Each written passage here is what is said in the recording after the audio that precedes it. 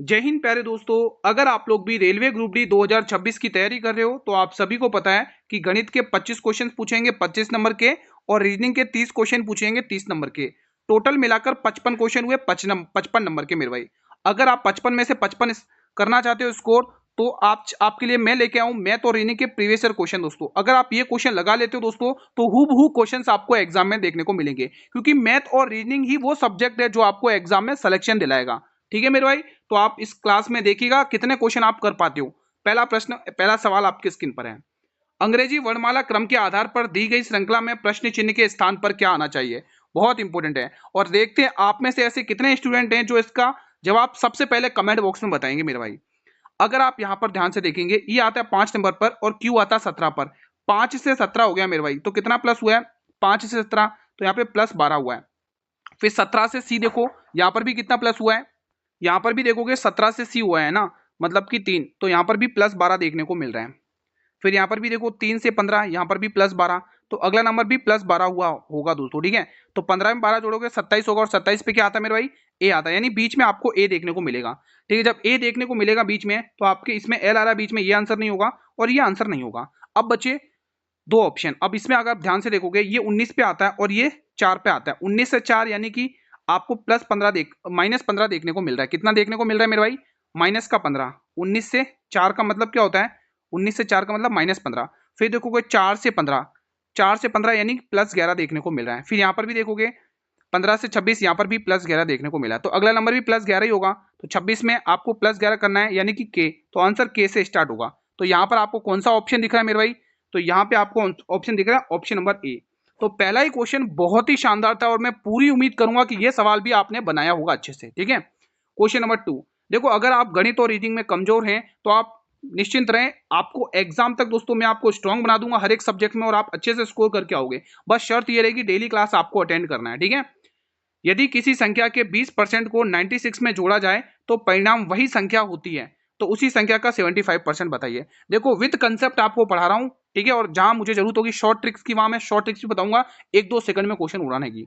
अब जैसा कि ये सवाल है, उसने कहा किसी संख्या के 20% में अगर आप 96 जोड़ रहे हो तो आपको परिणाम वही संख्या मिल रही है, यानी वही 100% मिल रही है। संख्या तो 100% होती है भाई, 20% अगर आप 20% में दोस्तों 96 जोड़ रहे हो तो आपको कितना मिल रहा है? परिणाम वही संख्या, यानी 100% ही मिल रहा है। तो आप यहां पर देख रहे हो कितना जोड़ा जा रहा है? 96 जोड़ने पर मिल रहा है। ठीक है, लेकिन आपको पता कितना जोड़ा जा रहा है? यहाँ पे 80%, लेकिन क्वेश्चन कह रहा है कितना? 96 जोड़ रहा है। ठीक है, तो 80% का मान 96 दे रखा है, आपको पूछा उस संख्या का 75% आपको पूछा है।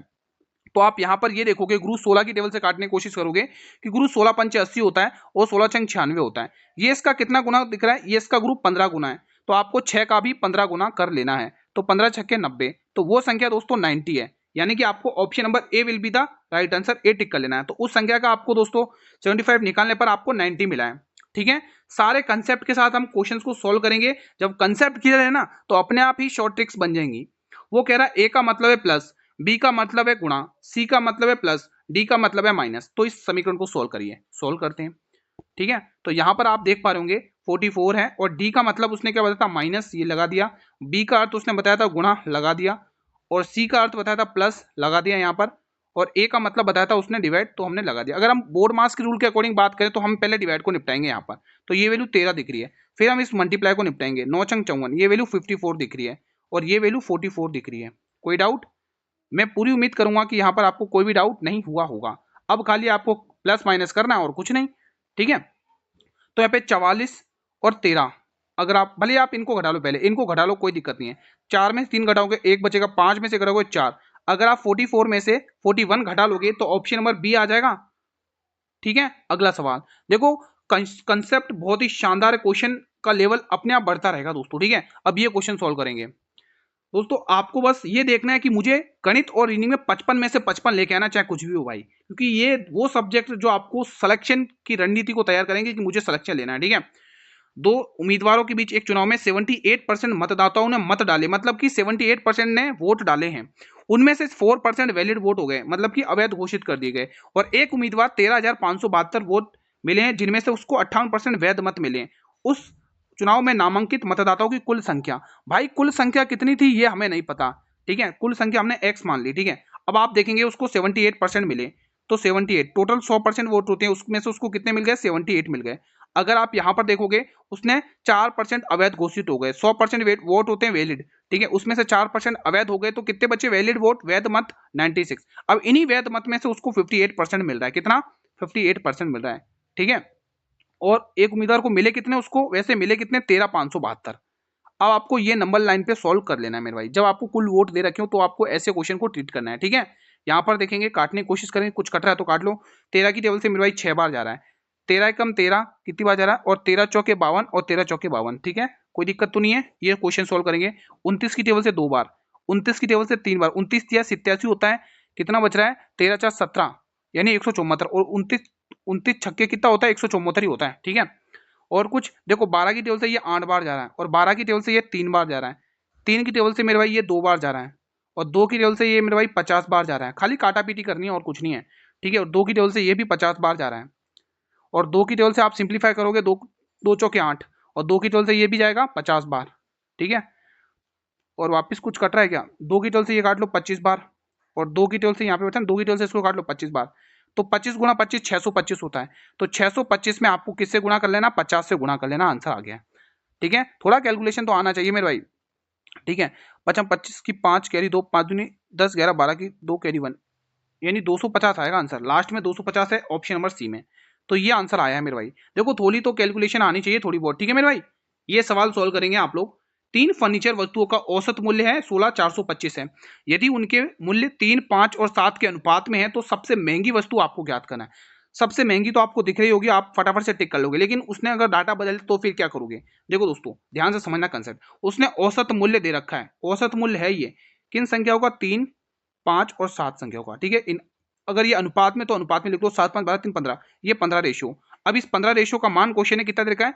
16,425। अब ध्यान से समझना, ये दोस्तों क्या है? ये औसत मूल्य है, औसत। औसत योग क्या होता है? औसत गुणा संख्या। योग क्या होता है? औसत गुणा संख्या। तो आपको इसको 3 से मल्टीप्लाई करके योग निकाल देना पड़ेगा। क्यों हमने योग निकाला? क्योंकि हमने यहाँ पर रेशियो को प्लस किया है ना, तो हमने प्लस का मतलब क्या होता है? योग होता, तो योग को योग से कंपेयर करना पड़ेगा आपको।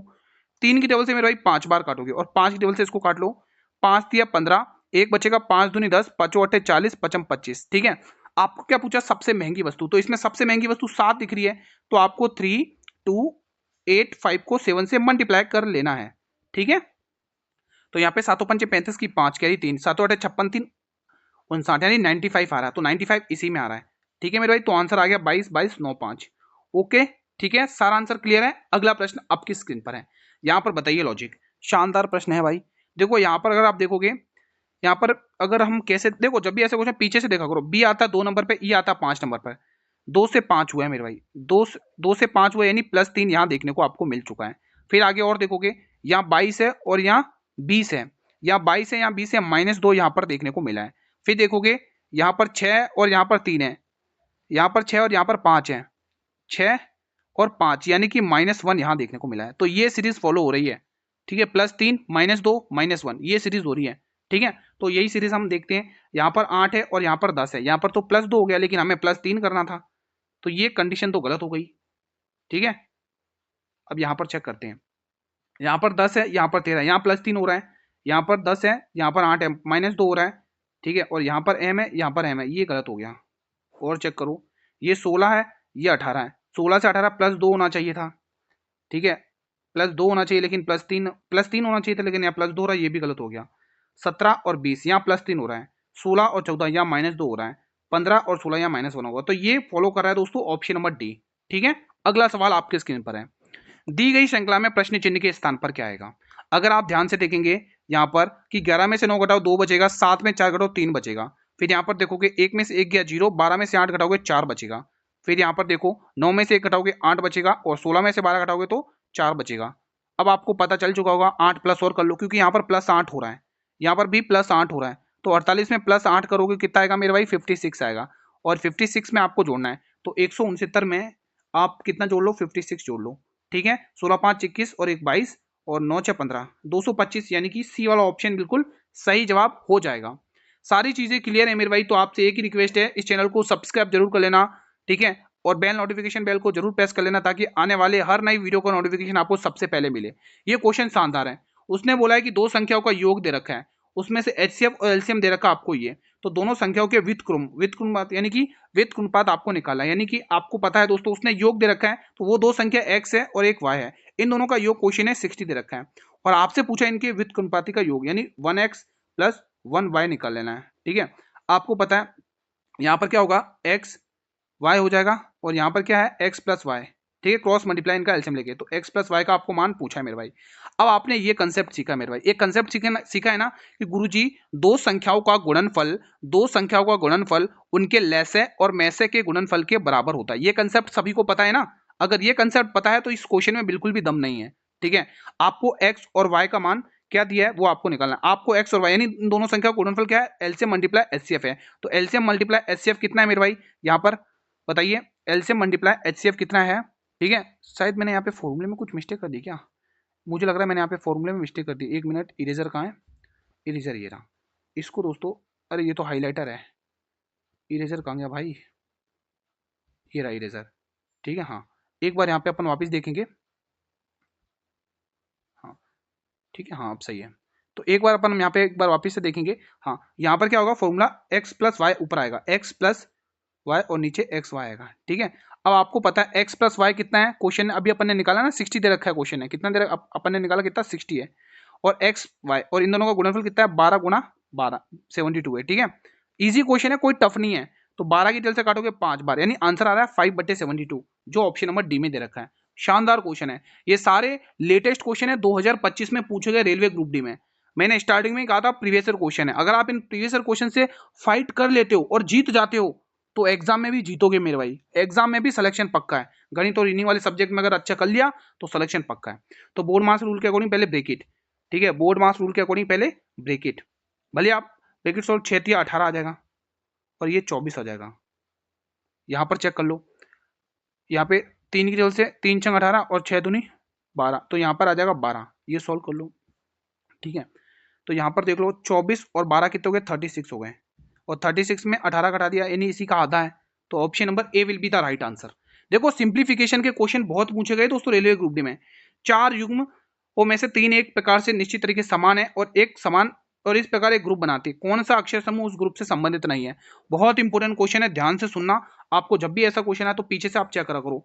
6 है और ये 10 है, प्लस 4 यहाँ देखने को मिला, ये 12 है और ये 15 है, 12 15 प्लस 3 यहाँ देखने को मिला, ये 13 है, ये 17 है, प्लस 4 यहाँ देखने को मिला, और ये 23 है और ये यहाँ पर भी प्लस 4 देखने को मिला है। तो अब आप देख पा रहे होंगे इनमें से कौन सा थोड़ा अलग है, यानी बी वाला ऑप्शन, क्योंकि इसमें 3 प्लस हो रहा है।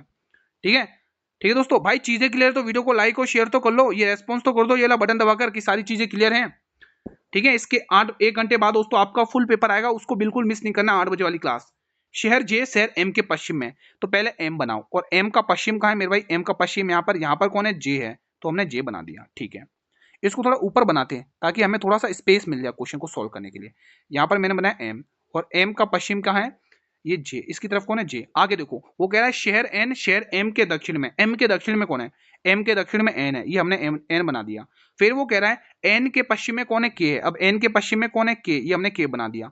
फिर वो क्या कह रहा है, शहर एल शहर एन के दक्षिण में, अब एन के दक्षिण में कौन है, एल है, ये हमने एल बना दिया।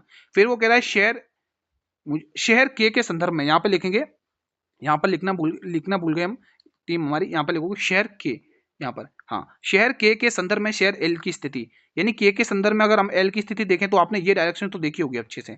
तो ये दोस्तों उत्तर होता है, ये पूर्व होता है, ये दक्षिण होता है और ये पश्चिम होता है। तो ये डायरेक्शन आपको दिख रही होगी, ये कौन सी डायरेक्शन है, दक्षिण पूर्व है, यानी कि आपको ऑप्शन नंबर ए टिक कर लेना है। ठीक है मेरे भाई, अगला सवाल आपके स्क्रीन पर है, अगला सवाल आपके स्क्रीन पर आने जा रहा है, ये लो अगला सवाल। अरे क्या हो गया, हाँ ये रहा अगला सवाल, सोल्व करेंगे इसको। दिए गए समीकरण में प्रश्न चिन्ह के स्थान पर आपसे पूछा है, तो पहले ब्रैकेट को निपटा दें, चलो ब्रैकेट को निपटा लेते हैं। ये वैल्यू दिख रही है 9 और ये वैल्यू दिख रही है 54 और ये वैल्यू कितनी दे रही है 56, तो ये वैल्यू आ चुकी है हमारी 56। ठीक है, अब इसको सॉल्व करते हैं। ये वैल्यू 2 दिख रही है और 2 गुणा 2 10 हो रहा है, तो यहाँ पर हमें 10 लिख लेना है। फिर यहाँ पर देखो प्लस 12 देखने को मिला है, तो ऐसे क्वेश्चन को आप बहुत जल्दी उड़ा सकते हो मेरे भाई। ठीक है, तो यहाँ पे प्लस माइनस माइनस यानी 12 प्लस 46 कर लो, यानी कि कितना आएगा, 6 और 2 8, 4 और 1 5, 58 है क्या किसी ऑप्शन में, ये रहा ऑप्शन नंबर ए में। ठीक है, इजी था सवाल। अगला सवाल बनाइए, 126 किलोमीटर की चाल से चलने वाले 300 मीटर लंबी प्लेटफॉर्म को 12 सेकंड में पार करती है एक रेलगाड़ी। 126 किलोमीटर की चाल से चलने वाली रेलगाड़ी है दोस्तों, ठीक है। हाँ, एक लड़का उसी प्लेटफॉर्म को 15 सेकंड में पार करता है, तो लड़के की चाल ज्ञात करना है दोस्तों। देखो यहाँ पे रेलगाड़ी, अगर आप पहले यहाँ से देखोगे, यहाँ से लेके अपन यहाँ से सॉल्व करते हैं, यहाँ पे दोस्तों दूरी निकाल लेते हैं। 126 किलोमीटर रेलगाड़ी की चाल है, ठीक है, और 300 मीटर प्लेटफॉर्म की लंबाई है, ठीक है। तो रेलगाड़ी उसको 12 सेकंड में पार कर रही है। तो आपको पता है मेरे भाई दूरी क्या होती है, दूरी निकाल लेते हैं अपन। यहाँ पे दूरी क्या होती है, चाल गुणा समय। क्या होती है, चाल गुणा समय। ध्यान से समझने की कोशिश करना, गलत मत करना। तो आपको दूरी में दोस्तों, आपको जब भी रेलगाड़ी किसी प्लेटफॉर्म को पार करती है तो उसमें खुद की स्पीड, मतलब खुद की लंबाई और उस प्लेटफॉर्म की लंबाई दोनों को पार करेगी। तो देखो दोस्तों, यहाँ पे प्लेटफॉर्म की लंबाई 300 दे रखी है, ये ना, हाँ 300 दे रखी है। और हमें ट्रेन की चाल यानी ट्रेन की मतलब लंबाई निकाली है ना हमें, तो मैं यहाँ पे टी लिख देता हूँ बराबर। चाल कितनी है उसकी, 126 किलोमीटर घंटे में है। तो हमें इसको मीटर पर सेकंड में बदलने के लिए 5/18 से मल्टीप्लाई करना पड़ेगा। और समय कितना देर का, 12 सेकंड का। अब आप इसको सोल्व कर लेंगे। शानदार क्वेश्चन है भाई, मजा आ जाएगा इसको करने में। ध्यान से देखेंगे, 6 की टेबल से मेरे भाई 2 बार, 6 की टेबल से मेरे भाई 3 बार, ठीक है, और 3 की टेबल से 3 चौक 12 और 3 दूनी 6। तो यहाँ पर ये आंसर कितना आ रहा है, देखो 5 दूनी 10 हो जाएगा, और यहाँ पर आएगा 420। अगर आप दोस्तों 420 में से 300 घटा लोगे, 420 में से अगर आप 300 घटा लोगे तो 120 आ जाएगा, है ना। तो देखो दोस्तों, टी बराबर, अब आपको 400 में से 400 कितना, हाँ 420 में से कितना, 420 में से 300 घटा लो, कितना आ रहा है, 120 आ रहा है। तो टी यानी ट्रेन की लंबाई आपको पता चल गई 120 है। अब वो ट्रेन, हाँ ठीक है, हाँ फिर वो कह रहा है उसी प्लेट, टी क्यों निकाले अपन यहाँ पे, तो पी निकाले ना, प्लेटफॉर्म की लंबाई, प्लेटफॉर्म को 300 मीटर लंबी दे, अच्छा ट्रेन की लंबाई दे रखी थी, माफी चाहूँ, हाँ हाँ, तो हमने ये प्लेटफॉर्म की लंबाई निकाली है दोस्तों, किसकी, प्लेटफॉर्म। अब वो कह रहा है उस लड़का है ना, उस प्लेटफॉर्म को 15 सेकंड में पार कर रहा है। तो उससे पूछा है आपको चाल पूछिए, वो भी मीटर पर सेकंड में। आपको पता है दोस्तों चाल क्या होता है, चाल कैसे निकालते हैं आप लोगों को पता है, दूरी बट्टे समय करके। चाल कैसे निकलती है, दूरी बट्टे समय, ठीक है। वो मैंने क्या, ट्रेन की लंबाई मान ली थी, माफी कहूंगा, वहां पे प्लेटफॉर्म की लंबाई दे रखी थी। ये चाल का फॉर्मूला है। अब आपको दूरी अभी जस्ट निकाली, प्लेटफॉर्म की लंबाई कितनी थी 120, और वो लड़का 15 सेकंड में पार कर रहा है, ठीक है। ये दूरी भी मीटर पर सेकंड में है, तो 15 8 120 यानी 8 मीटर पर सेकंड में ये पार कर लेगा, ठीक है। तो ये किस ऑप्शन में है, option number A will be the right answer. शानदार क्वेश्चन था भाई। ये सवाल बनाइए, क्वेश्चन नंबर 14 बनाएंगे आप लोग सभी, इंपोर्टेंट क्वेश्चन है, ठीक है। अब थोड़ा हम फास्ट कर लेते हैं क्वेश्चंस को, ठीक है। तो किसी निश्चित भाषा में वर्ड के लिए ये कोड है, और इसके लिए आपको एच के लिए कोड पूछा है। तो इनमें सेम सेम वर्ड क्या दिख रहा है उसको आप हटा दो दोस्तों, ठीक है। तो 1 से ये 1 कैंसिल कर दो, ठीक है। और कुछ दिख रहा है क्या, इसमें सेम वर्ड तो यही दिख रहा है, कैंसिल करने की जरूरत नहीं है, हमारा आंसर यही है।